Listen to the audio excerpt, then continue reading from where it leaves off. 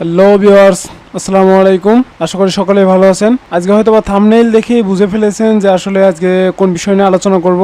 আজকের টিউটোরিয়ালটি অবশ্যই সবার জন্য স্পেশাল আশা করছি। তো আজকে আসলে আলোচনা করব আপনার কম্পিউটারটি কিভাবে সর্বদা ফাস্ট রাখতে পারেন। অনেক সময় আমরা কম্পিউটার উইন্ডোজ দেওয়ার পরে প্রথম কিছুদিন অনেক ফাস্ট থাকে, দেন কিছুদিন ইউজ করার পরে কম্পিউটারটি স্লো হয়ে যায়। আজকে যে টিপসগুলো দেখাবো এগুলো যদি অ্যাপ্লাই করেন আশা করি আপনার কম্পিউটারটি কখনোই স্লো হবে না। তো দেরি না করে চলুন শুরু করা যাক। আমরা বিভিন্ন সময় যে সফটওয়্যারগুলো ইউজ করে থাকি এগুলো কিন্তু কম্পিউটারের চিপ থেকে কিন্তু একবারে মুছে যায় না। এগুলো কম্পিউটার একটা জায়গায় সংরক্ষণ করে রাখে এবং ধীরে ধীরে আপনার কম্পিউটারকে ভারী করতে থাকে। আমি তিনটি পদ্ধতি দেখাবো যেভাবে আপনার কম্পিউটারটি ফাস্ট রাখতে পারেন। তো প্রথম ধাপ হলো আপনার কম্পিউটারের কিবোর্ড থেকে উইন্ডোজ প্লাস আর এখানে ক্লিক করে এই রান বাটন চালু করবেন। এটা চালু করার পরে এখান থেকে লিখবেন app data, APPDATA app data, then enter press করবেন। ইন্টার প্রেস করার পরে এখান থেকে লোকাল এই ফোল্ডারটি ওপেন করবেন।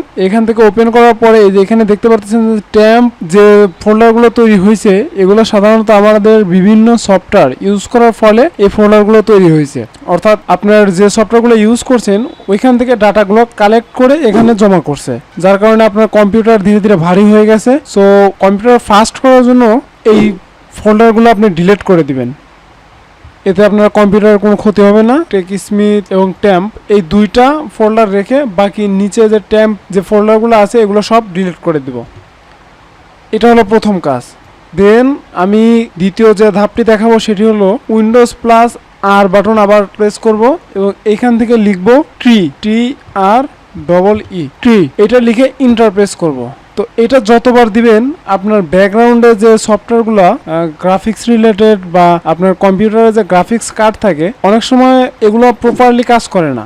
অর্থাৎ আপনার কম্পিউটারের যে র্যাম এবং প্রসেসর প্রপারলি কাজ করার জন্য যে সফটওয়্যারগুলো ইনস্টল হওয়ার প্রয়োজন হয় এগুলো ইনস্টল থাকা অবস্থায় অনেক সময় দেখা যায় প্রপারলি কাজ করে না। সো এই পদ্ধতি যদি অবলম্বন করেন তাহলে আপনার যে সফটওয়্যারগুলো ইনস্টল করা আছে এগুলো প্রপারলি কাজ করবে।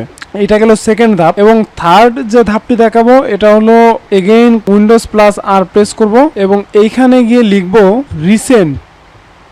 আমি আগে আপনাদেরকে বলেছিলাম যে আমরা যে সফটওয়্যারগুলো ইউজ করি বা যে কাজগুলো করে থাকি এগুলো কিন্তু কম্পিউটার কিন্তু একদম মুছে ফেলে না, এটা একটা জায়গায় সংরক্ষণ করে। তো এইটা হলো সেই জায়গা যেখানে যে রিসেন্ট নামে এখানে সমস্ত ডেটা এখানে কালেক্ট করে রাখে। সো এগুলোও আমাদের কম্পিউটারকে ভারী করে থাকে। এগুলো আমি কন্ট্রোল-A দিয়ে অল সিলেক্ট করে এগুলোকেও ডিলিট করব।